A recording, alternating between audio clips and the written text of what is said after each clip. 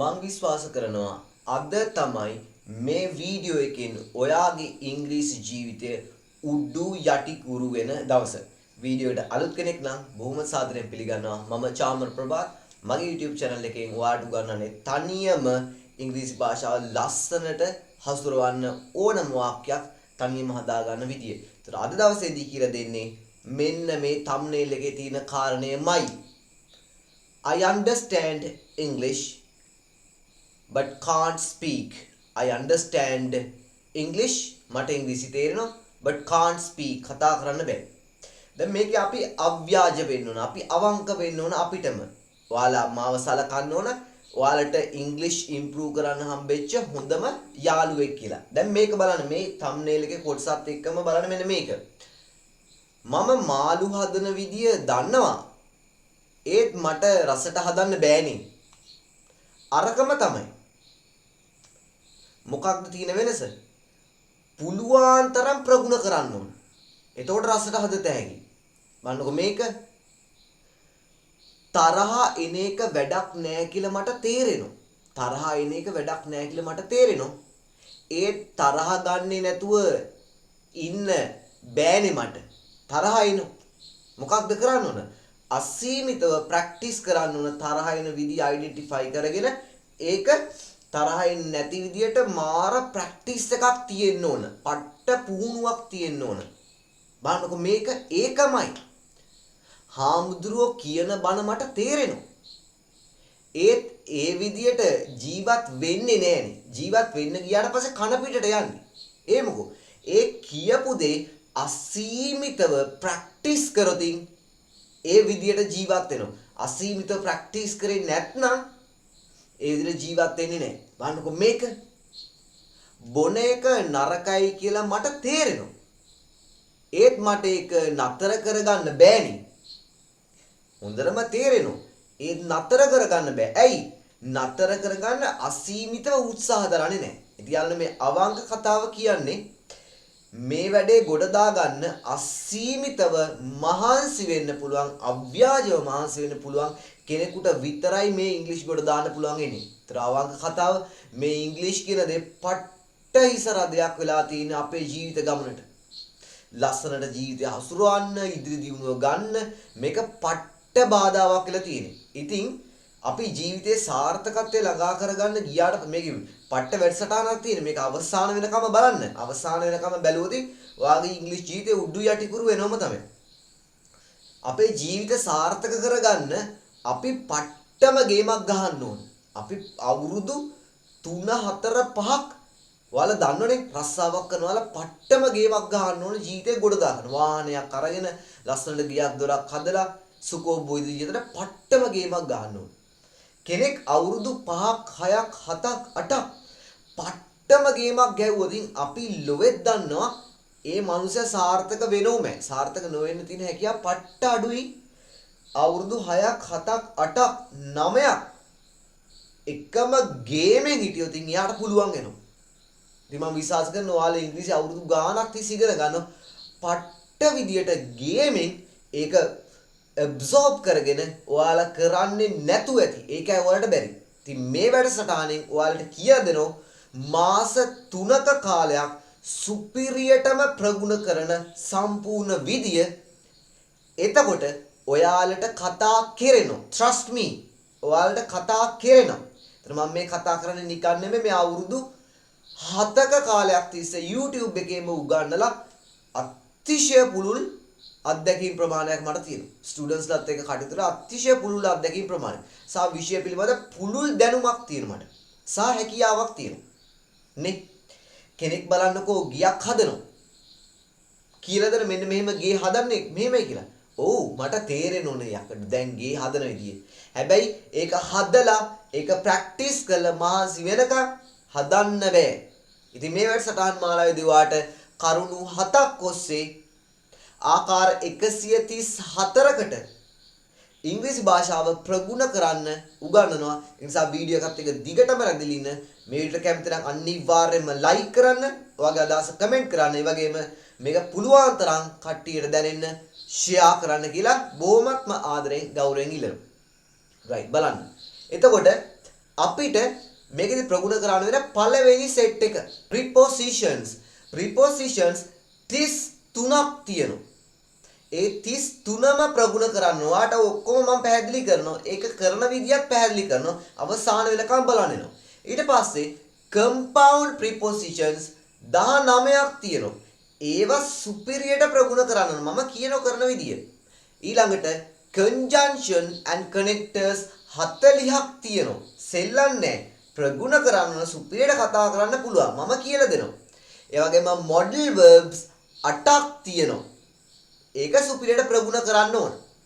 ඇත්තටම 8ක් උඩ 9ක් තියෙනවා. එතන 8ක් කියලා දැනට දැම්මට. ඊට පස්සේ semi modal verbs කියන 12ක්. ඒකත් ප්‍රගුණ කරන්න ඕන superiorටම. මම කියලා දෙනවා. ඒ වගේම tenses වර්ග 4ක් තියෙනවා. tenses වර්ග 4ක් තියෙනවා. මේ වර්ග 4ම ප්‍රගුණ කරන්න ඕන. හරිද? එක එකක් පැහැදිලිව ගන්න. ඊළඟට subjects කියන්නේ කර්තෘගේ නාම පදයක් විදිහට අරගෙන තියෙන. කර්තෘගෙන I eat rice ගෝදි I තමයි කර්තෘ. ඔන්න ඔය කර්තෘ 9 ආකාරයක් තියෙනවා. ඒ 9 ආකාරයටම ප්‍රගුණ කරන්න ඕන. අපි එක එකක් අරන් බලමු. මේකත් එක්ක ගේම ගහන්නේ කොහොමද කියලා දැන්.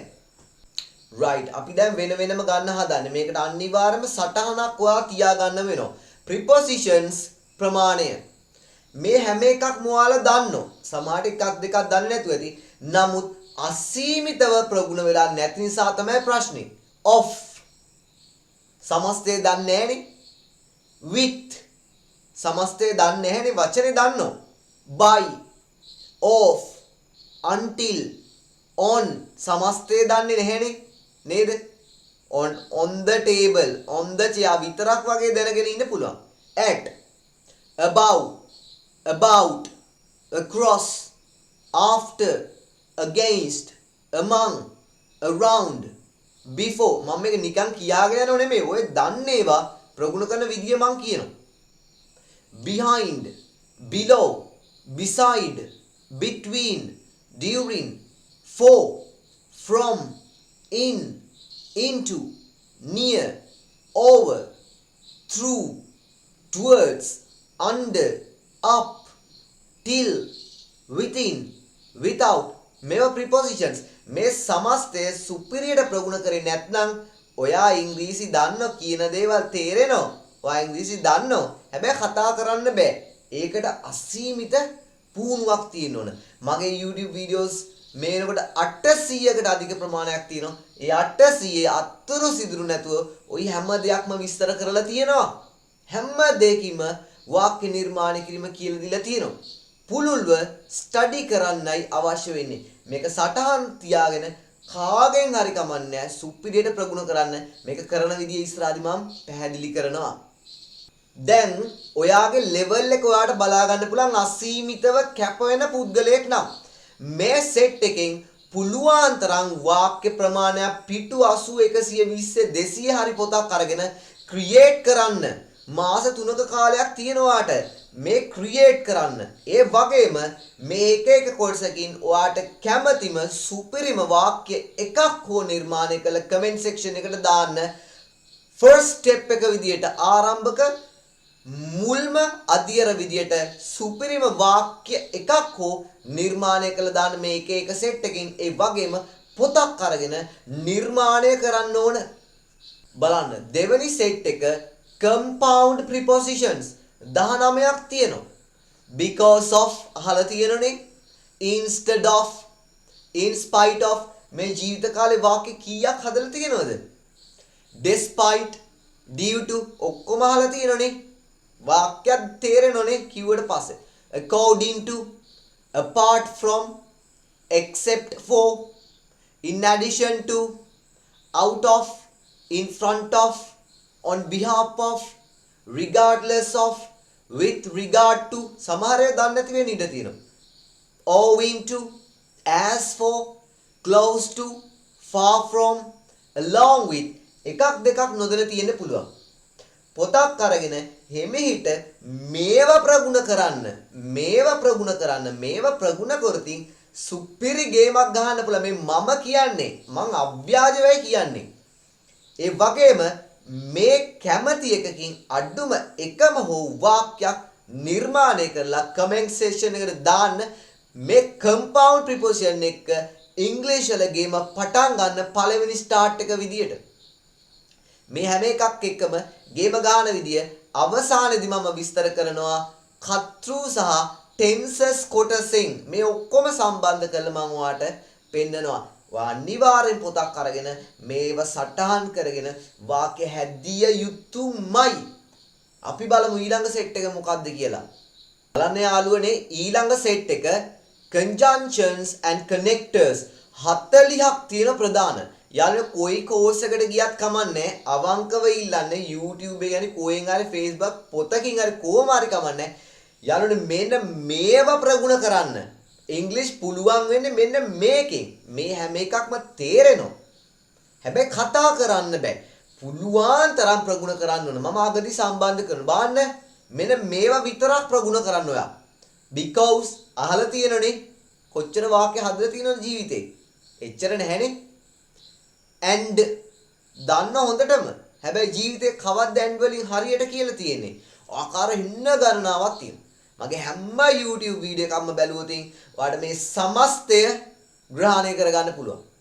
no but oh yet මේවා conjunctions and connectors හරිද?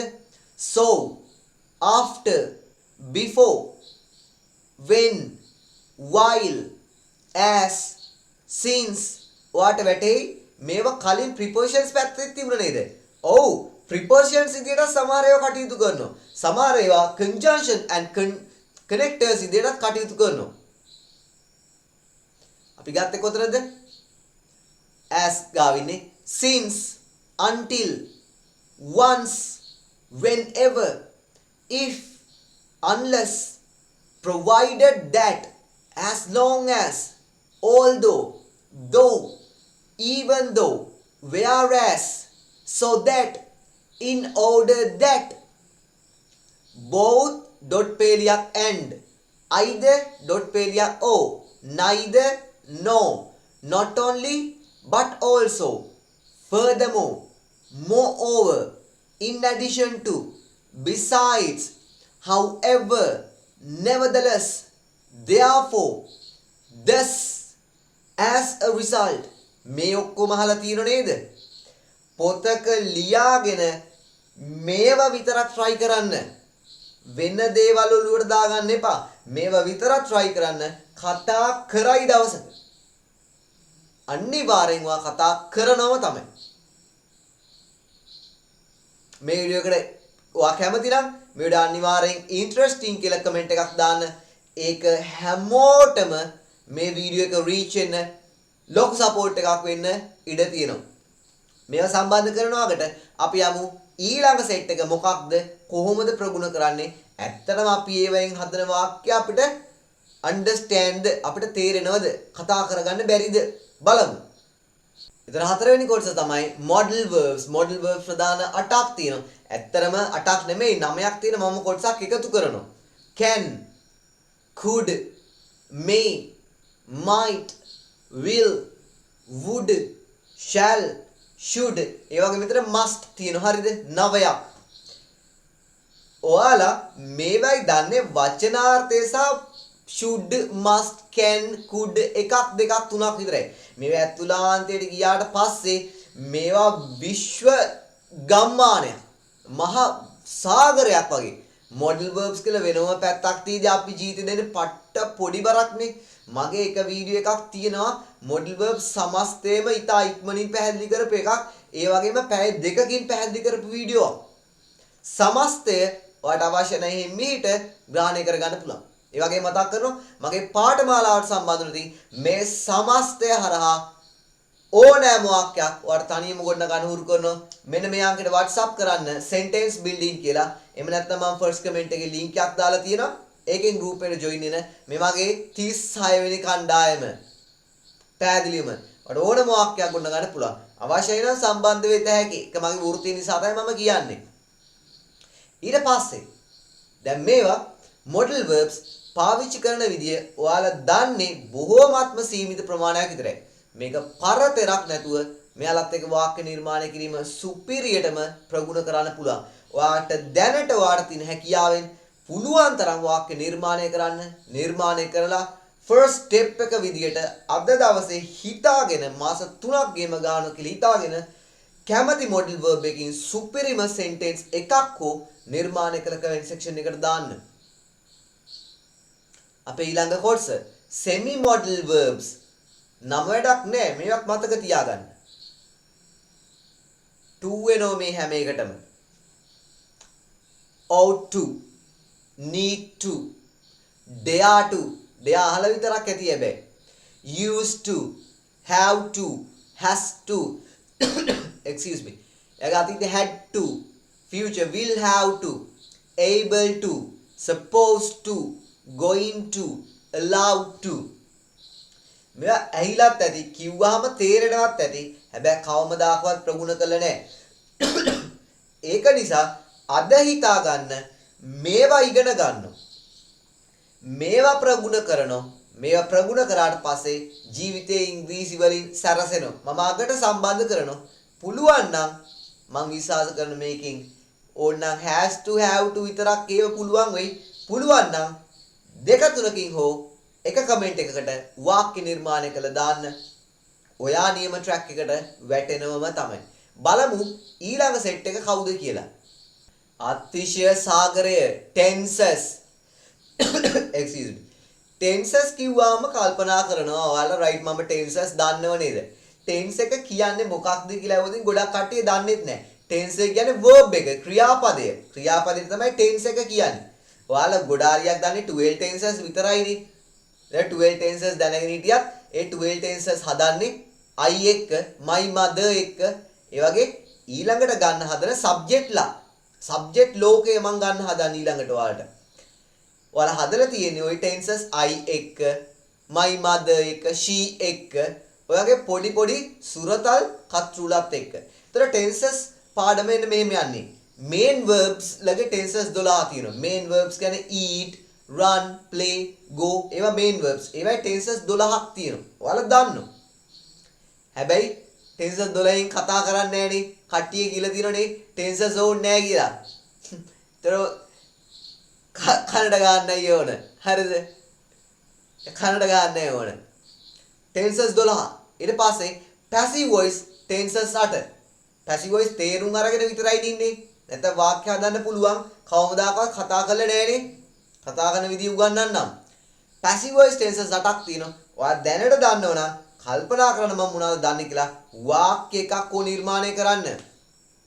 be verbs tenses 8ක් තියෙනවා. be verbs කියන්නේ මොකක්ද? am is are was on ආපු සෙට් එක. දන්නේ නැත්නම් හොයන්න. ඒ සෙට් එක ඒ විදියට වැඩ කරන්න. ඊට පස්සේ modal verbs ඉන්නවා. modal verbs වල ඔය tenses 12 නම්ම නම් ඒව ඔක්කොම එන්නේ නැහැ. tenses 4යි එන්නේ. modal verbs එක tenses 4යි එන්නේ. දන්නේ නැත්නම් හොඳට හොයන්න, ස්ටඩි කරන්න. උදව් ඕන නම් මගෙන් ඉල්ලන්න. මේක තමයි අතිශය සාගරය වගේ ඊළඟට ගන්න එක්කෙනත් එක තමයි මෙයා සම්බන්ධ වෙන්නේ. ඊළඟට ගන්න එක්කෙනත් එක තමයි ඔය සමස්තේම සම්බන්ධ වෙන්නේ. මම ඔයාට පෙන්නන්නම්. ඔයා ඉංග්‍රීසි දන්නවා. ඔයාට කතා කරන්න බැරි යයි. කතා කරන්නේ කොහොමද කියලා මම ඔයාට ඊළඟ කොටසේදී පෙන්නනවා. ඔව්. මොකද මෙතනට subjects අරගෙන තියෙන්නේ. subjects කියන්නේ කර්තෘ. වරන්තේ nouns දාලා තියෙන්නේ මොකද්ද? කර්තෘ කියන්නේ නාම පදයක්. කර්තෘ ඇයි වාක්‍යයක් හැදෙන්නේ කර්තෘ එක්ක ගන්න ක්‍රියාපදේ. සරලව හිතන්න අහගෙන ඉන්න තේරෙනවා. I eat rice කිව්වොත් I තමයි කර්තෘ. eat තමයි ක්‍රියාපදය.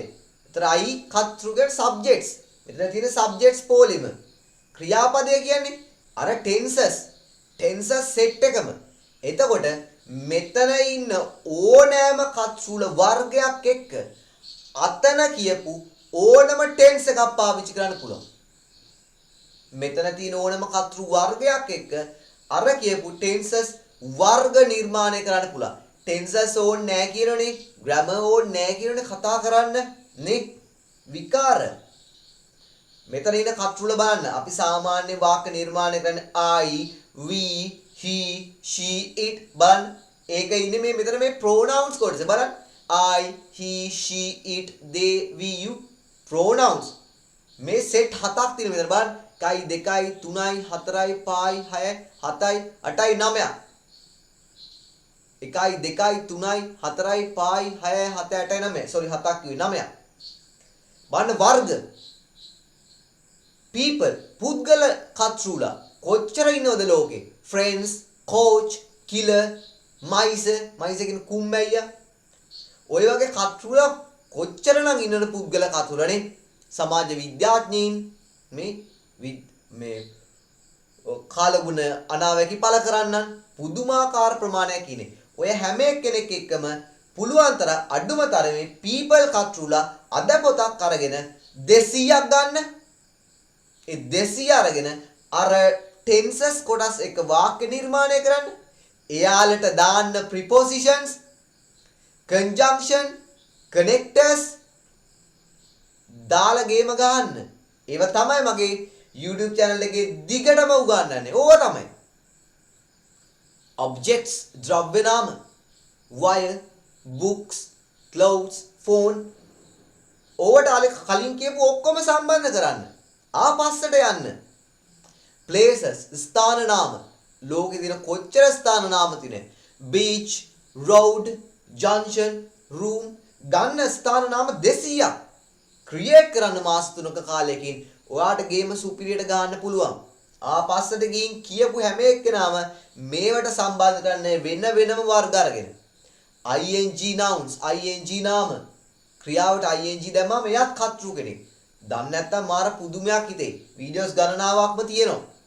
helping එක උදව් කිරීම, living ජීවත් වීම, making සෑදීම, testing පරීක්ෂා කිරීම නිර්මාණය කරන්න බලන්න. මෙතනින් අර tenses ගලපලා connectors, prepositions, conjunctions ලස්සනට ගේම ගහන්න. ඊට පස්සේ intangible කියලා විතරයි තියෙන intangible nouns. අස්පෘශ්‍ය නාම පද. ලෝකේ වැඩිපුරම තියෙන අස්පෘශ්‍ය නාම පද. kindness කවදද හදලා තියෙන වාක්‍ය? power කතෘ විදිහට කවද්ද හැදුවේ?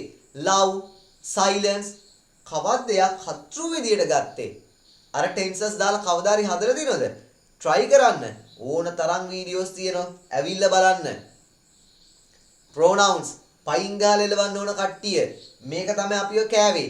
ඉතුරු ඔක්කොටම එන නොදී මෙයා තමයි ගේම ගැව්වේ. වැදගත්. හැබැයි මෙයාට විතරක් ජීවිතේ වැඩි වටිනාකමක් දීලා තියෙන්නේ. I, he, she, it, they, we, you. මේ කට්ටියකින් වාක්‍ය හැදුවා ඇතිනේ. තිත්ත නැද්ද?